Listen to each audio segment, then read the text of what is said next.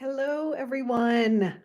Welcome to another episode of the Sleep Detective podcast, where good health, sleep, and longevity are inevitable.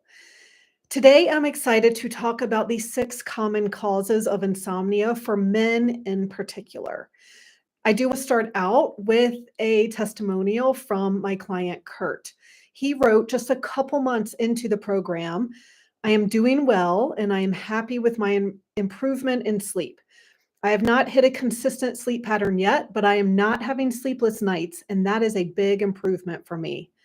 Furthermore, I feel I have a much better understanding of my barriers to sleep thanks to my coach and test results. So I just want to point out that this is, first of all, a couple months into the program. He's already noticed some improvement, and also that everyone is coming to us with different goals. So some people like him are going nights without sleeping at all. So not having that anymore is a huge improvement. Other people might be on the other end of the spectrum, like I was, where I was still getting 6 or 7 hours of sleep a night, but it was not enough for me. I was used to getting 8.5. And so I was not feeling rested. I was exhausted. And so some people might say, oh, that's not true insomnia. There's definitely a spectrum when it comes to insomnia and sleep issues. And so this is why I always ask when I first speak to people on the consultation, what are your goals?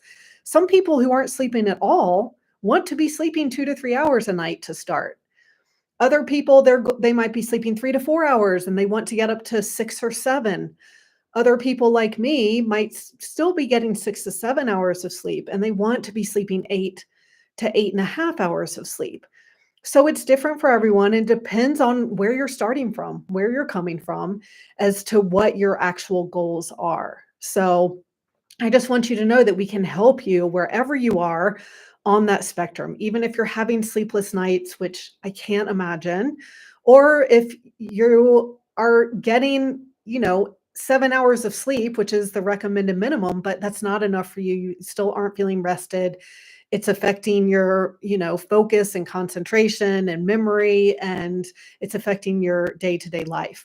Or you just know that you need more sleep and you care about your health and about living a long and healthy life.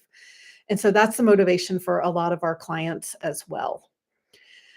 So, to get into the topic of this week's episode, I've worked with dozens of male clients. About half of our clients are men, and we love working with men. And I've noticed that many of them have similar imbalances that are affecting their sleep. And so, even though most of the men I work with are really health conscious, they're eating healthy, they're exercising, they're taking supplements, they're doing a lot of research about health and sleep, their bodies aren't totally healthy, or else they would be sleeping normally. And so many people in general who I work with, they're guessing at all these different supplements, or they might be even, trying to biohack and take different supplements. And all of those things are general recommendations. So the value of testing is actually knowing what's going on in your body, knowing what your body needs. Some people do need melatonin, and that's going to help. Now, it's not going to be the magic thing that helps, because if you aren't sleeping, your body's more out of balance than just needing melatonin.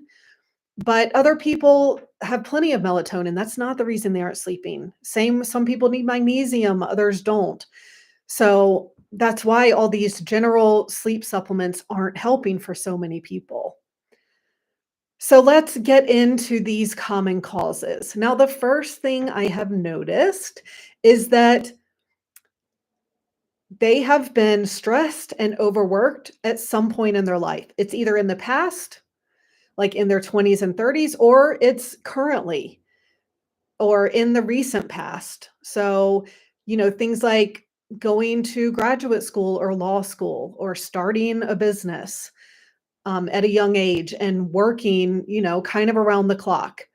We can tolerate that when we're in our 20s and maybe even our 30s, and actually use that stress and that cortisol production to perform. But over time, the body starts breaking down. It starts not being able to keep up with making enough cortisol to deal with all the stress.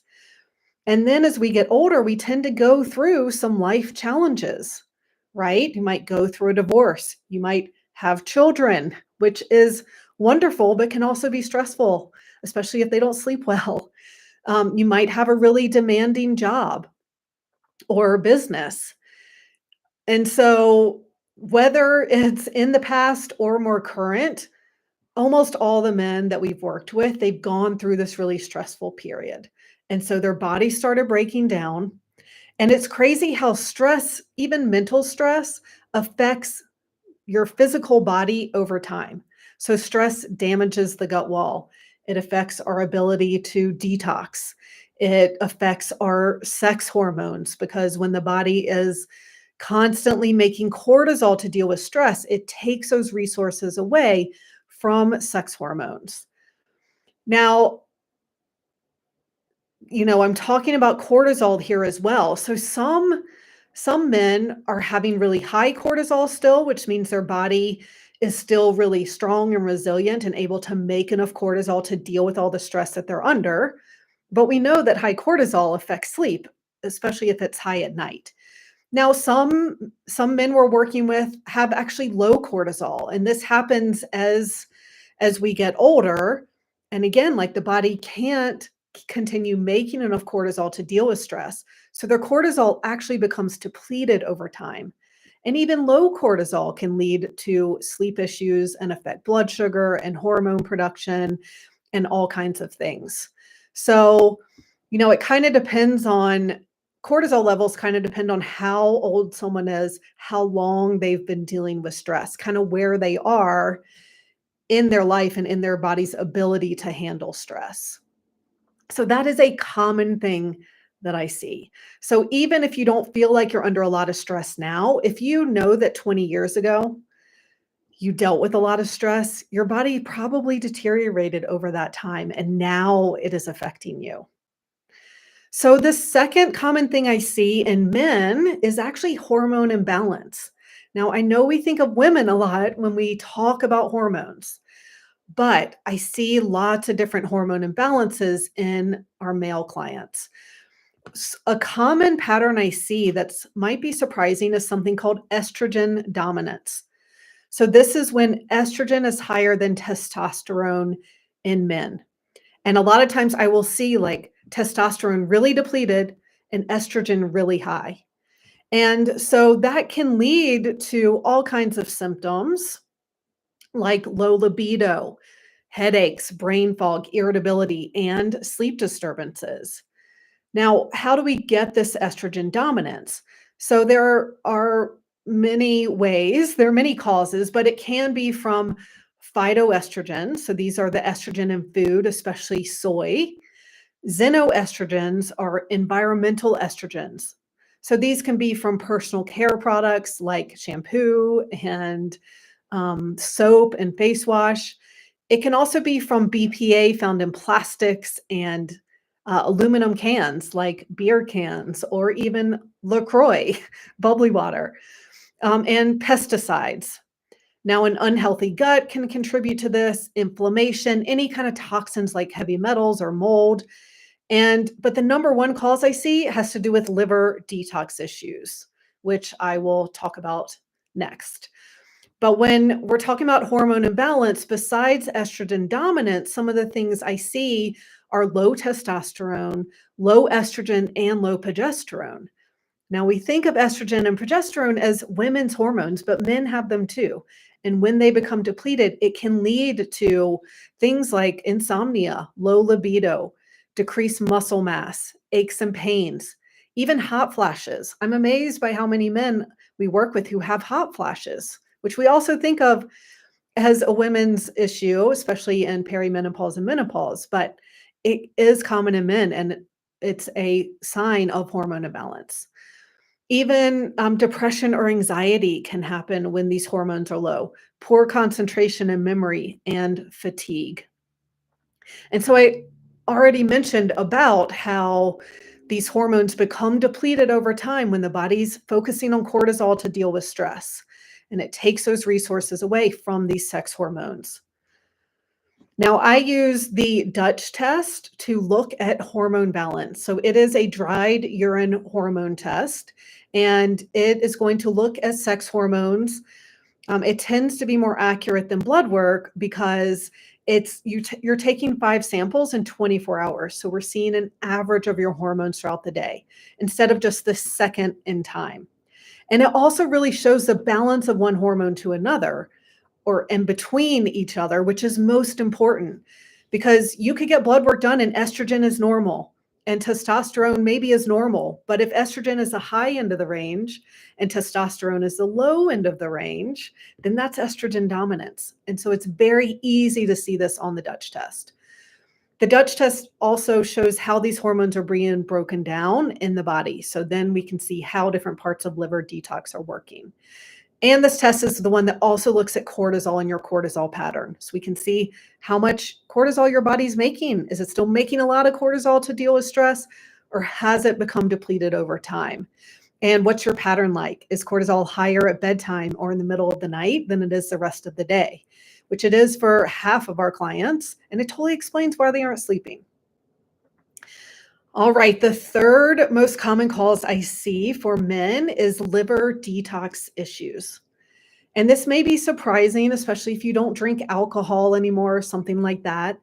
But the truth is, we are exposed to so many toxins. So if you aren't being careful about eating organic food, about using natural personal care and cleaning products, um, all kinds of things, then our liver becomes easily overburdened. Another thing that it has to deal with, which you might not even know is happening, is say you have a pathogen in your gut. Those pathogens release a lot of toxins that put this extra burden on your liver.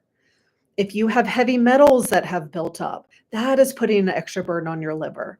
So it's liver detox is more about not drinking alcohol. Our livers can definitely become stressed over time, if it's been exposed to all these toxins from these unknown places.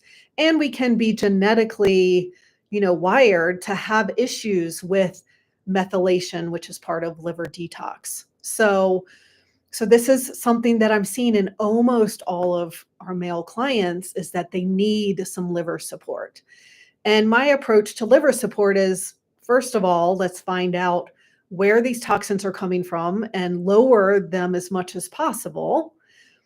And then also support your body, support those detoxification pathways with supplements, with certain habits that can help. And we test to see how the liver is working using the Dutch test, first of all. Like I said, it shows how your hormones are being broken down. So we can see how like methylation and sulfation and other parts of liver detox are working. The GI map, which is a gut health test, also has a measure or a marker for glucuronidation, which is another part of liver detox. So sometimes that is really elevated in our clients, and so it's going to need some support there. Now, the fourth thing I'm commonly seeing in men is an unhealthy gut. So I will tell you, none of our clients have a healthy gut. I don't think it's possible to have symptoms of any kind and have a perfectly healthy gut. Now, for some people, it's 90% of the problem. For other people, it's a lot less, but there's always something going on in the gut. So usually what I tend to see in men especially can be either like low good bacteria, and these bacteria are super important for making our neurotransmitters like serotonin and dopamine and even melatonin. So sometimes those are really depleted, or we're seeing like an overgrowth of even the good bacteria. And this can happen if there's a lot of the bad bacteria overgrowth as well. And if someone's supplementing too much with probiotics. So this is why I so believe in testing instead of guessing, because not everyone should take a probiotic. If you have too many of the good guys, that's still causing inflammation. And taking a probiotic is just adding more fire to that inflammation. So it's really important to test. And then another part of gut health has to do with pathogens. So things like that kind of bad bacterial overgrowth, like I talked about, H. pylori I see in like 85% of our clients, which is a bacteria in the stomach that affects protein digestion and is the number one cause of ulcers. Even parasites, so things like Giardia and Blastocystis hominis. I only see this in about a quarter of our clients, but parasites are really damaging to the gut over time. And all of these creatures are nocturnal. So it's the middle of the night that they are eating, excreting, they're releasing all these toxins, which puts an extra burden on the liver. They also cause a lot of inflammation. And then the body releases cortisol because it's an anti inflammatory hormone, but that's going to wake you up. So if you aren't sleeping, then you probably need some help with your gut and something is going on there. Now, the fifth most common thing I see has to do with blood sugar. And I will tell you, this is even true for men who are a healthy weight, who are exercising, who are eating pretty well. And so, you don't have to be overweight or obese to have blood sugar imbalances. In fact, they found that 30% of people at an ideal weight still have blood sugar imbalances. So this is definitely something to look into if you aren't sleeping. And it's actually kind of the low hanging fruit. So we use assessments to see if someone might have blood sugar imbalance and make some recommendations, but it doesn't require an actual lab test like the other things I'm talking about. And you can really go and get an inexpensive glucometer from the drugstore for like $40 or $25 and start testing your blood sugar and go from there and see if that is an issue for you. But if you tend to get irritable and anxious and can't concentrate if you go too long before without eating, if you get tired after eating, that's like another step, meaning insulin resistance, where your body isn't responding to insulin well anymore, which is, means you're on the way to developing diabetes. So that is definitely something that I see in a lot of my male clients, and they're really surprised, right? And, this happens as we get older too. Like, again, when we're young, our bodies can handle kind of eating crap food, eating too much sugar.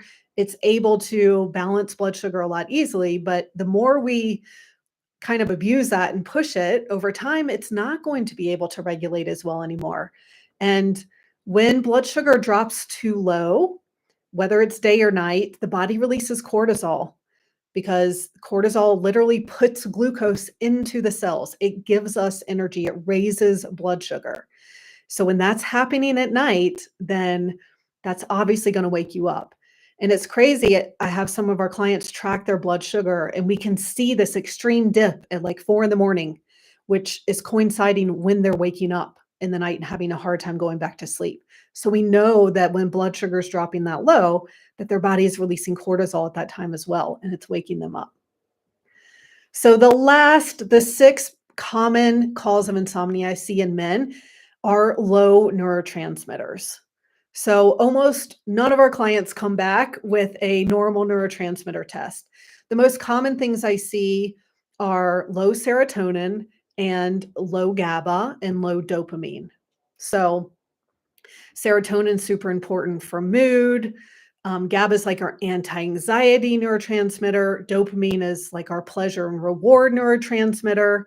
So a lot of times when these are low, people experience just kind of depression or lack of motivation or anxiety or kind of loss of pleasure in things, or even addictive behaviors like over exercising or drinking too much or even abusing drugs and things like that, because your body's craving those things to try and boost those neurotransmitters. But all of those things just deplete them in the long term, even over exercise. So, yeah, so that is definitely something that we want to be looking at as well. And I run a panel called the Neurofocus panel that directly tests for those neurotransmitters so we can see what's going on. And some people have this genetic predisposition to, they might need serotonin support forever because that's just how their genes are. And other people, it might be more temporary because their lifestyle has affected their genes. Um, So, yeah, so that is definitely a factor as well. So those are the 6 most common things I'm seeing, especially in men. So, if you are ready to get to the bottom of your insomnia so that you can sleep well, have energy, be able to focus, be productive and motivated, then we can help you. So you can find out more at thesleepdetective.com, or if you are ready to solve this, then book a consultation with me and you can find that link in the show notes. Thanks everyone for listening, and I will talk to you next week.